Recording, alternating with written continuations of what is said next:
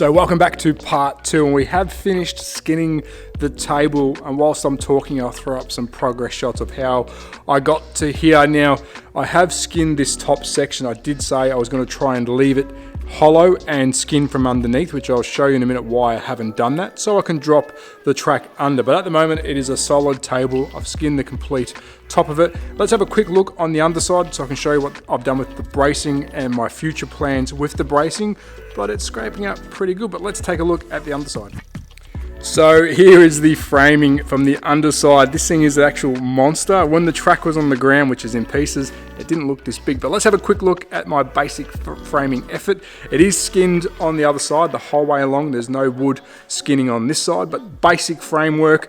I may have to add some extra noggins in here to give it some support. I will definitely need to add some corner support. So I'm thinking about some L frame brackets or triangle brackets that will keep this sturdy, because it is quite, when I give it a wobble, it's quite flexible. But also when I put these triangle framing in, I'll be able to then skin the other side and maybe drop a cup hole through. I don't know yet, but I will try and do those on every corner. So triangles on every corner just for support. Also over here, some triangle supports here, and there, just to take away the wobble and just a bit more strength. But quite a basic frame. The main part that's giving me a headache is this center part. This is where the track was meant to drop under the two bridges. As you can see, I have skinned the front, and there's many reasons why, because I do need bracing through the center, because my bits of wood that I had weren't wide enough to cover it as one span, and of course it's going to flex and sink in. So I do need some kind of bracing. I'm not going to give up on sinking the track underneath. I will flip it over, test run the track on top, and maybe try and figure out some way to do some bracing where I can actually have it as a tunnel. I don't know yet, but this is the table at the moment. So I think the time has come to roll it down, put the track on it as a test run. This is heavier than I first expected, and trust me, I knew I was going to get something wrong, but there we go. There's the framing, quite basic. I think anyone can do it. Does it look good? No, but it works. So the big question is, does the track fit my custom built table? Look at that.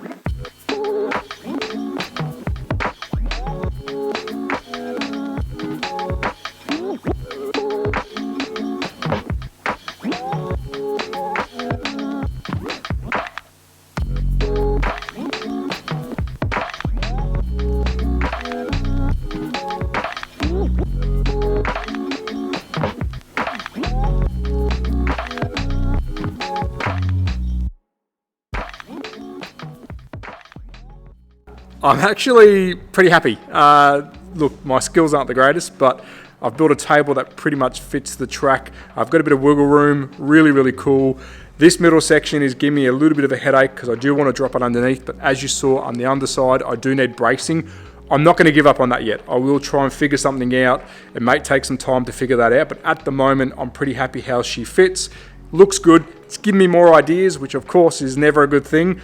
But firstly, I have moved the power starters. I don't have 4 power supplies on me to do proper tapping. I will in the future, but at the moment, so I can get this thing up and running, I'm just going to use the 2 separate areas for running power, which is fine for test running. But of course, if we go racing, let's do it properly. But it's given me some more ideas. If I do drop this underneath, which I'll be dropping down here, that'll be sitting down lower, and then it starts climbing up. I'm thinking about raising most of the track on just a slight incline, maybe a slight banking here, shooting straight back down the straight into a slight bank again, and then work our way down. Again, I know there's a lot of comments saying, Trav, you've used a lot of the basic corners. I don't have all that on hand. I have got enough room so I can change some stuff, but at the moment, I'm just going to push ahead with this as my first table, see how I go, get some confidence, and then build another one. So in the upcoming videos, I'll try and talk about what I'm going to do to finish off the table itself. Do I cover it in like a vinyl wrap? Do I paint it? What am I going to do on the sides? How am I going to do the banking stuff? But at the moment, table's done. It needs legs. It needs hooks. Let's keep pushing forward. Pretty pumped, but I would love your comments and your thoughts. So I'm extremely happy with the dry fitment of the track on the table. We've got a lot of work to do still. Drop the underpasses, hopefully. Raise some of the sections of the track to give it some camber, but I think the time has come to have some fun. Now, I've just been playing with the 959 Rothmans Porsche by AFX, one of my favorite slot cars in my collection. Absolutely love this. And the 300ZX, which unfortunately the lights have blown. Now, I've already done the hot laps This thing is an absolute beast. It does mid fives, and this one gave me a little bit of hassle, so I thought I'll put some bloopers in there as well. So let's go and do some hop laps with the 959. Now keep in mind I'm using standard power. The track isn't stuck down properly yet, but let's have some fun.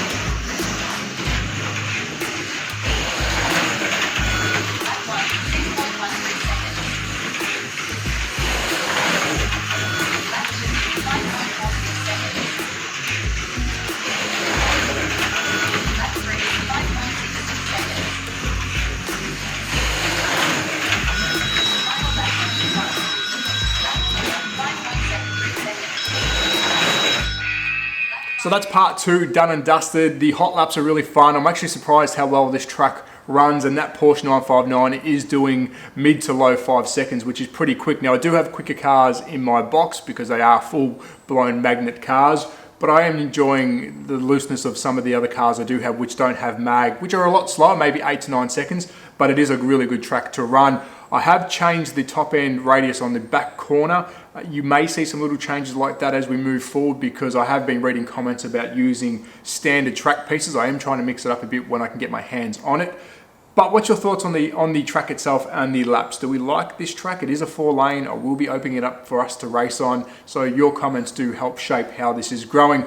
Part 3 will be all about finishing off the table. What do I cover it with? Is it going to be painted? Do I put vinyl down? Do I raise the track? There might be a couple of videos of that because we might get some things wrong, but I'm having a blast building this. I'm getting confidence each time I come out here and do something new on this track. It is good to see some HO love. We do need some HO love in this hobby, and especially on my channel, but I will be going back to 132, 124 and 143, but a little bit of HO love here is pretty good, and I can tick this off on the slot shed. It's one track that I will almost be completed. So thanks for joining me on this little journey. Part 3 will be coming up soon. Hit the comments, help me shape the next sort of venture on this track. But as always, at THATSLOTCARGUYOZ on Instagram and YouTube. Be safe, take care, support your local. Ciao.